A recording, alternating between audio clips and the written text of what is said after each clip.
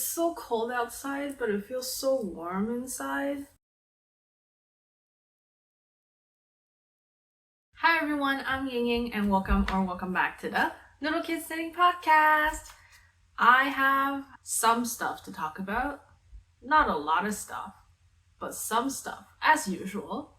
So it's going to be like a traditional knitting podcast as we usually do here, where I talk about my FOs, my whips, and my acquisitions.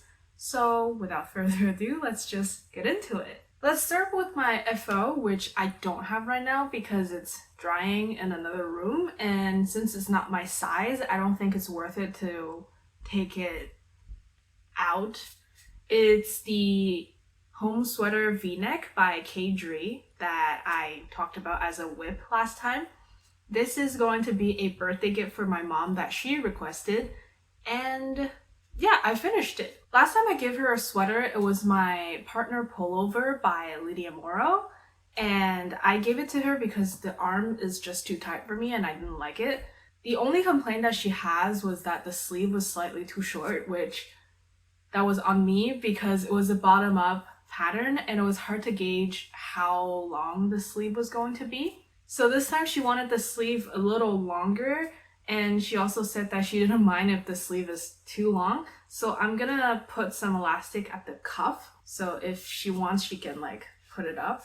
It's a pleasant experience, as most Caidree patterns that I've worked on, which I didn't work on that many Caidree pattern. I have 4 in my collection and I've worked on 3. Yeah, I've already made this pattern once. It's nothing new to me, which as usual is just pleasant experience stockinette sweater. This is made with the Rural Natura Juliet in the colorway Pepper and Salt, and is it a cool tone or a warm tone? I think it's a warm tone, a little bit marled kind of beige gray. Not sure which color exactly it is, and it's a color that she requested. She wanted something like a camel color, but I couldn't really find something that's in the gauge, in stock, at a decent price, and from Canada. So we went with a slightly different color, and she still likes the color, so I think I did good on that. I just hope that everything fits, as usual with everything with my mom's sweater, because we both have different preferences, and she's smaller than me, so I can't try it on for her. It would be easier if it's the other way around or about the same size, but that's not the case. But I hope that she likes it, and I also hope that this yarn gets softer with wash because it's an organic merino. She did ask why this yarn is slightly more, not rough in terms of the texture, but just not as soft, pliable, and smooth than like a super wash merino. But I don't have experience with this yarn, so I am not sure how it's going to perform wash after wash. But I did hear that some yarn gets softer after several wash, so I hope that this happens with this yarn as well. Some modification that I did is, instead of doing the decrease on the sleeve by a certain row, I shortened the rows. So I did 9 rows instead of the pattern suggestion. So on every 9th row, I do a decrease instead of the pattern suggestion, which is more than that. So that in the pattern, it makes a bigger sleeve, while my mom wants a smaller sleeve, so I made it more tapered. I think the cuff is also shorter than what's in the pattern. It's only 2 centimeters shorter, but since when I was at the sleeve, it was already pretty long, I decided to not go with the full length of the cuff ribbing.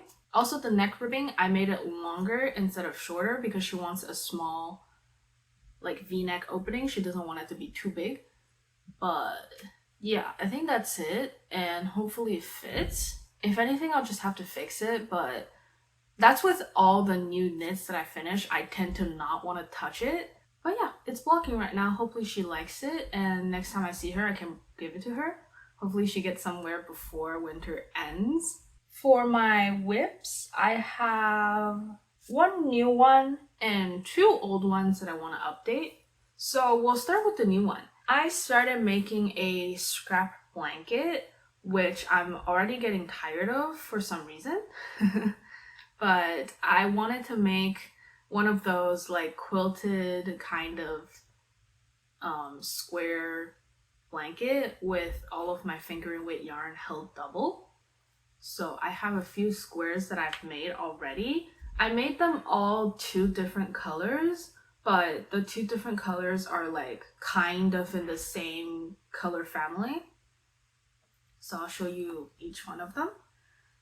We have this one, which is made with 2 greens. So the dark green is Fireweed Fibre Black Emerald, and the light green with speckles is Essence of Autumn Chameleon.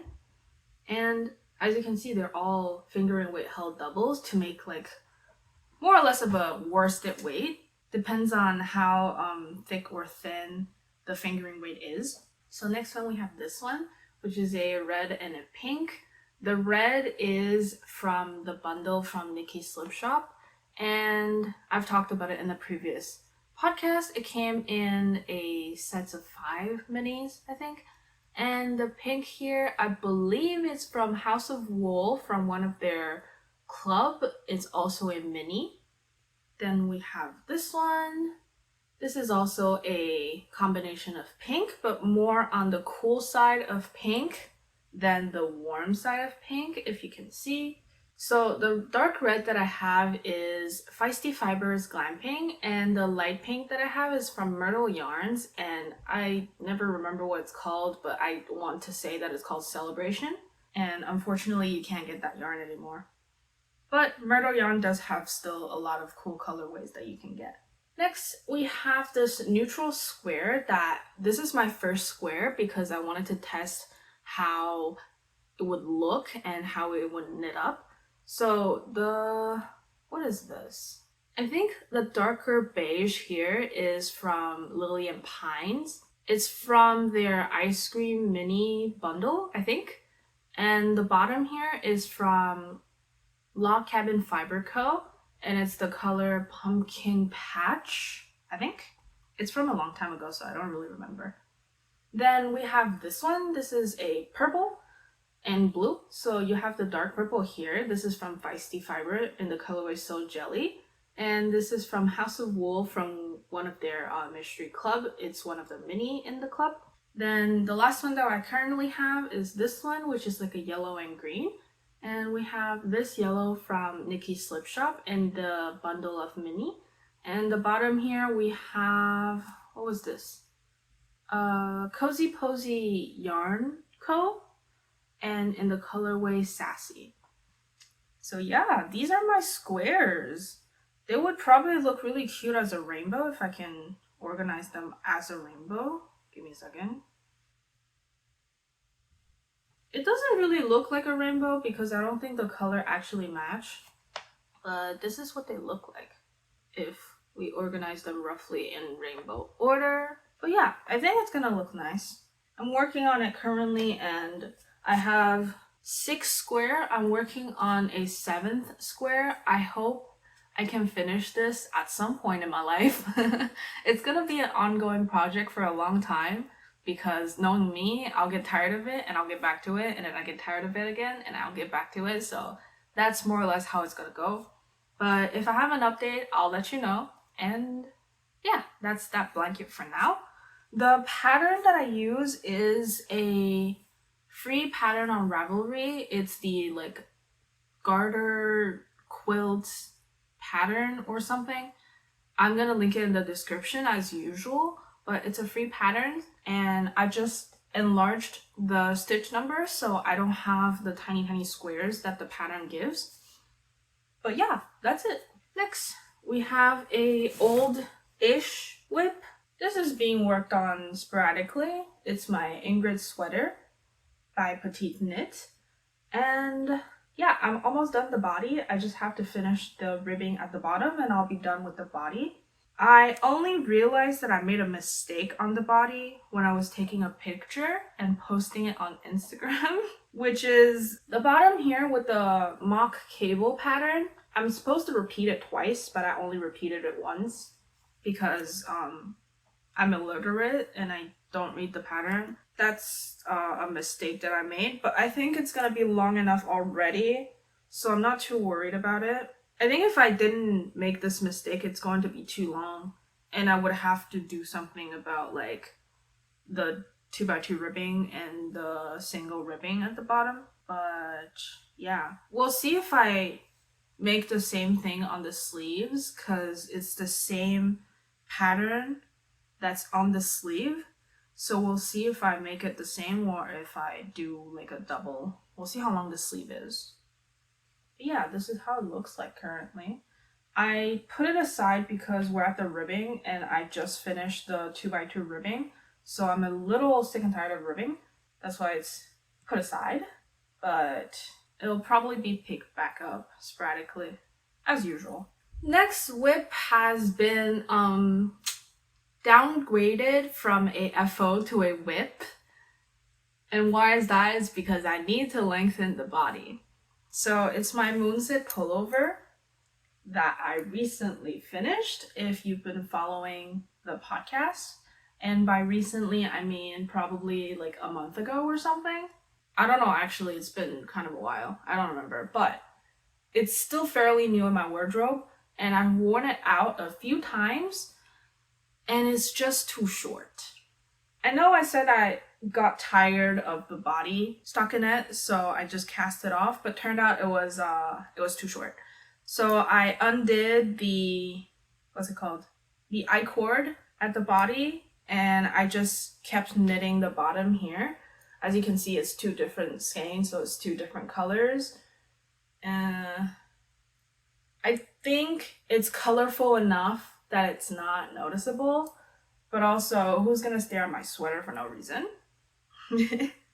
So if I don't tell anybody, nobody's gonna know. I'm planning on adding 13 centimeters plus the I-cord, and I think that's going to be all right. I'm gonna still try it on. I tried it on when it was at 9 centimeters, and I think I needed like 4 more. So I think it should be fine. And since it's a superwash merino and alpaca that I held together, it's going to grow a tiny bit if I block it correctly, not like my Oslo sweater that I'm eyeing right now.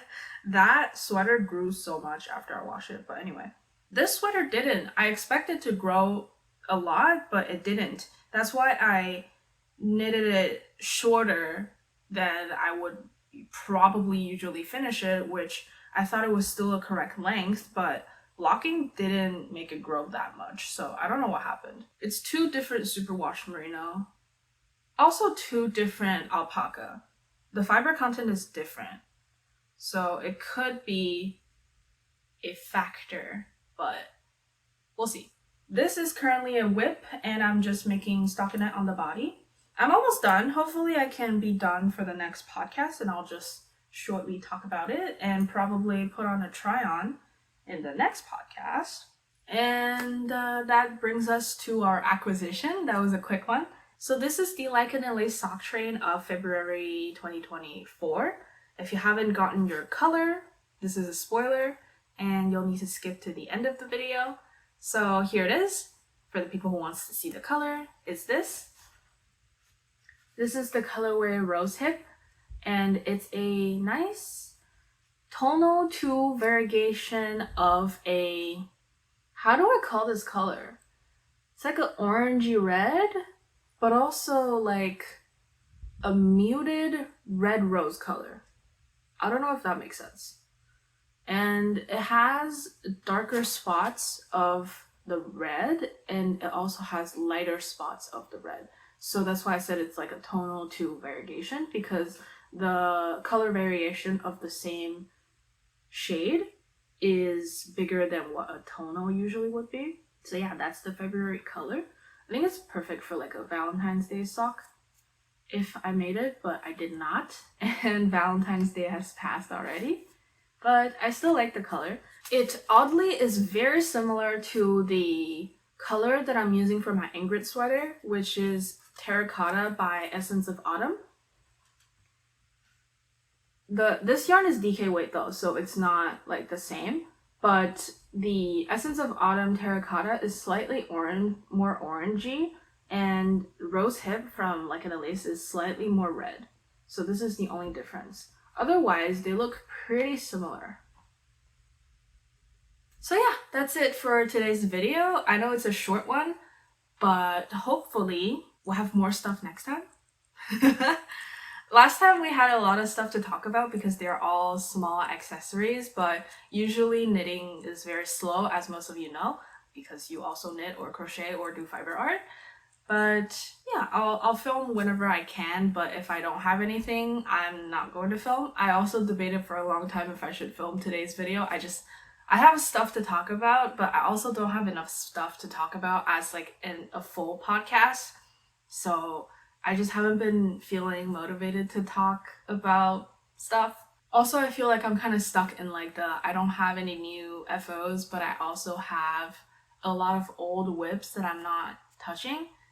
And yeah, I've been in I need to fix my knits mood. That's why I started fixing my moonset pullover. And while I'm fixing my moonset pullover, I'm thinking about fixing my anchor sweater, which the arm is too tight for me, but the body is completely okay. So I'm thinking about just taking out like a row and just keep the body on hold and just redo the arms to just increase on the arms instead of the body. So at the end, I can graft the body back to the top of the sweater and have larger arms. I don't know, it works in my head, but it sounds weird when I try to explain it. We'll see how it goes. If you want like knitting vlogs where I fix my knits, let me know in the comments, because I do have a lot of knitting fails that I need to fix, and I don't want to. There's a lot of stuff that we make that we just aren't satisfied with it for whatever reason. Either the fit is not good, the yarn is not good, the yarn combination and like the pattern is not great, or just we don't like it on ourselves after we finished it, even though we could be obsessed with the pattern and it could knit super well, like my partner pullover. It didn't turn out as I wanted, but I gave it to my mom and she likes it. Yeah, there's a lot of stuff that I need to fix, because I think as a maker, you just end up with a bunch of stuff that you're not satisfied with, and that's how you learn with making, also with what you like and what you don't like. So yeah, if there's any kind of video that you would like to see, let me know in the comments. And thank you so much for watching for today. I'll see you guys next time. Stay safe, drink a lot of water, and yeah, see you next time. Bye.